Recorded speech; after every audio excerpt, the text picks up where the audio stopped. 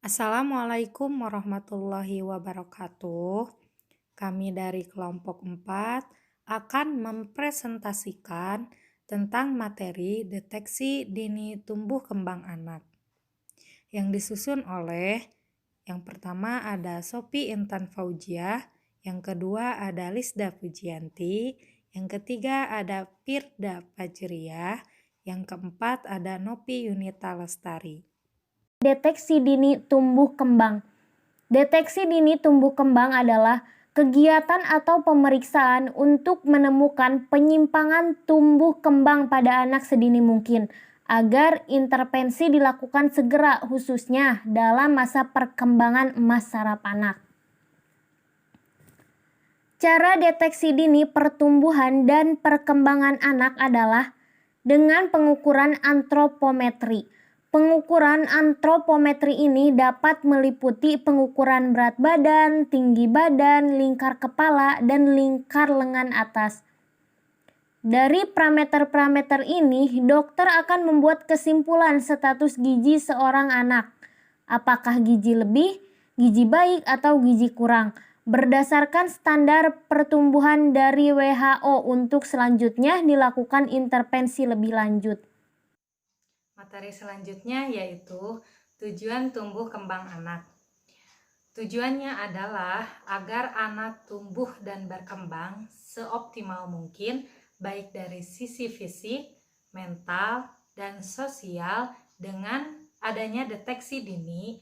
Setiap ada kelainan tumbuh kembang akan dilakukan penanganan yang efektif dan komprehensif serta melakukan langkah pencegahan terhadap penyimpangan tumbuh kembang anak.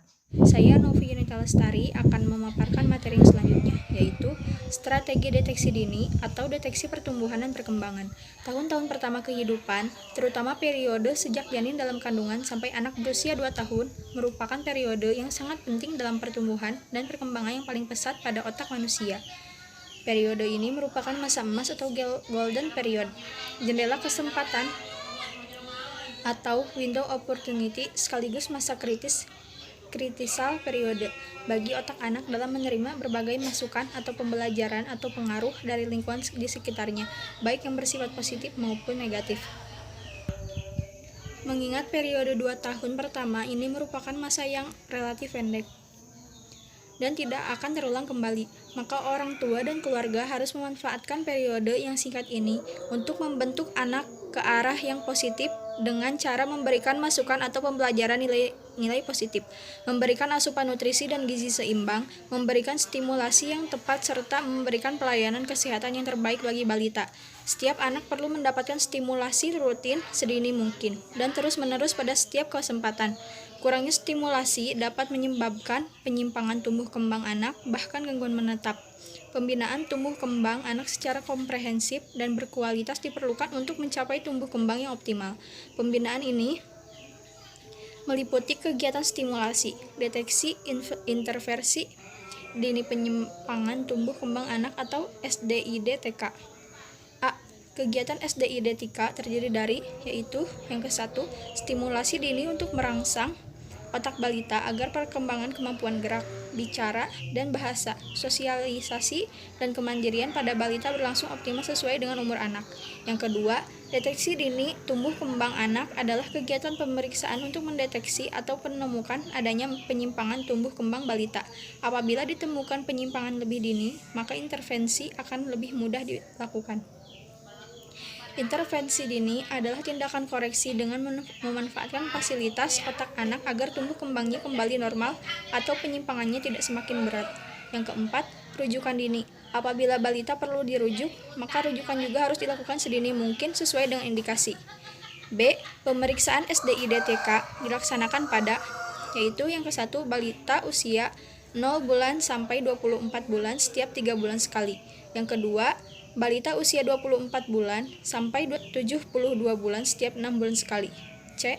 Pemeriksaan SDID-TK meliputi yang ke-1, deteksi dini gangguan pertumbuhan meliputi A. Pengukuran berat badan, B. Pengukuran panjang badan atau tinggi badan, dan C. Pengukuran lingkar kepala.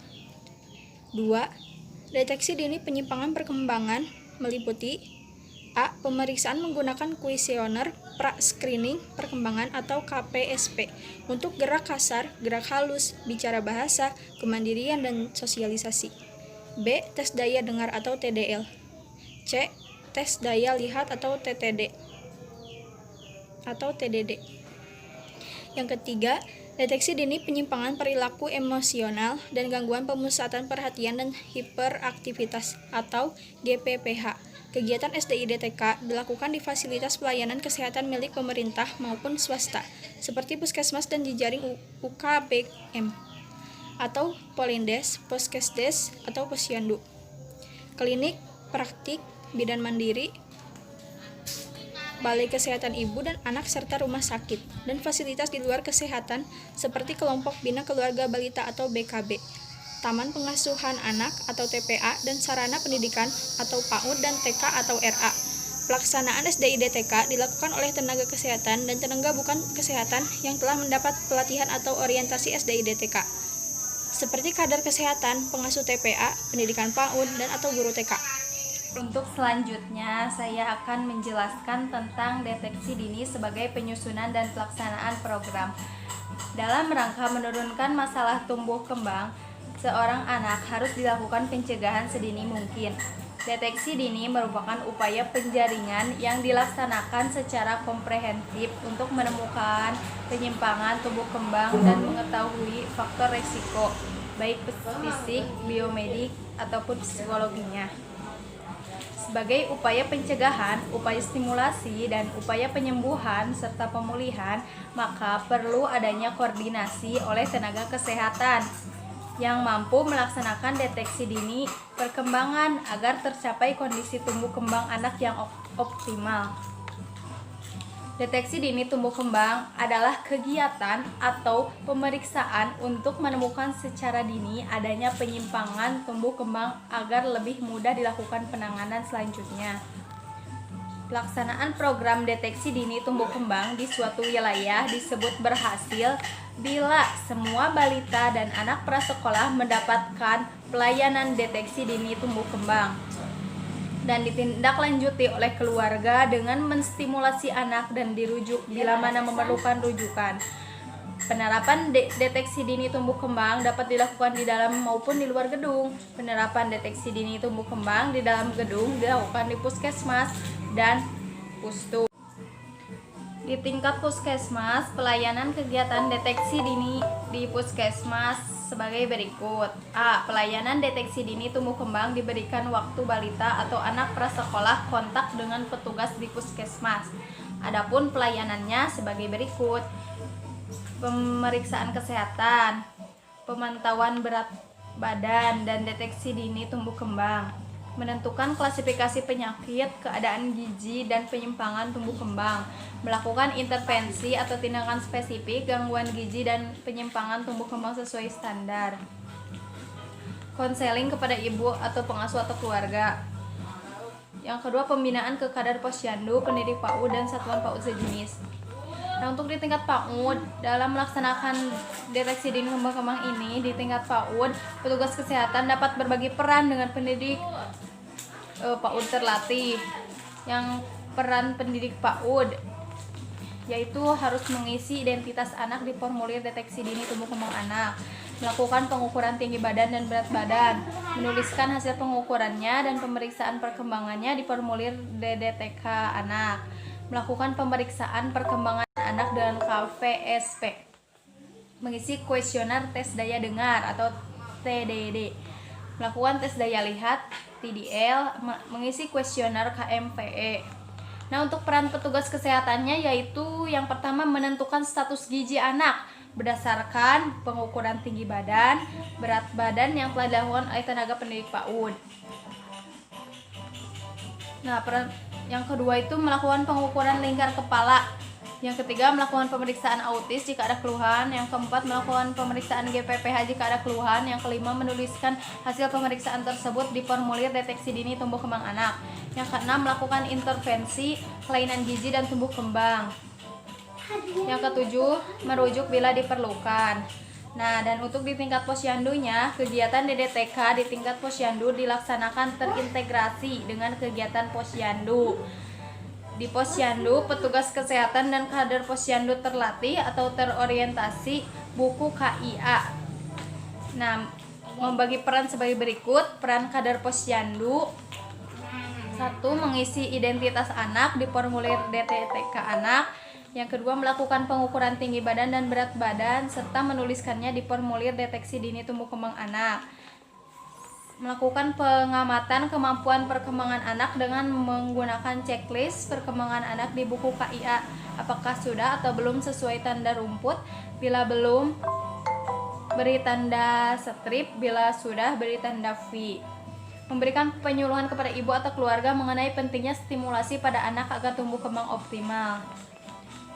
Untuk peran petugas kesehatan, akan menentukan status gizi anak berdasarkan pengukuran tinggi badan, berat badan yang telah dilakukan oleh kader, sama melakukan pengukuran lingkar kepala anak, melakukan pemeriksaan perkembangan anak dengan KPSP pada anak yang kemampuan perkembangannya tidak sesuai usia, melakukan tes daya dengar, melakukan tes daya lihat, mengisi kuesioner KMPE.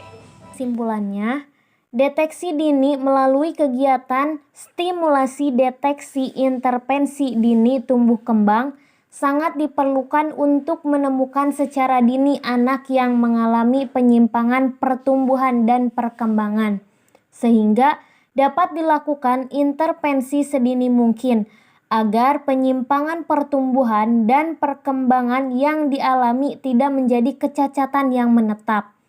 Pelayanan kegiatan stimulasi deteksi intervensi dini tumbuh kembang tidak hanya dilakukan pada anak yang dicurigai mempunyai masalah saja, tetapi harus dilakukan secara rutin terhadap semua balita dan anak prasekolah, sehingga pertumbuhan dan perkembangan anak optimal. Kegiatan stimulasi deteksi intervensi dini tumbuh kembang dapat dilakukan oleh siapa saja yang telah terampil dan mampu melaksanakannya, seperti tenaga kesehatan, kader kesehatan, dan orang tua. Stimulasi deteksi intervensi dini tumbuh kembang merupakan upaya yang perlu didukung karena merupakan salah satu cara untuk mempersiapkan generasi mendatang yang berkualitas. Cukup sekian yang bisa kami sampaikan. Semoga bermanfaat bagi semuanya. Wassalamualaikum warahmatullahi wabarakatuh.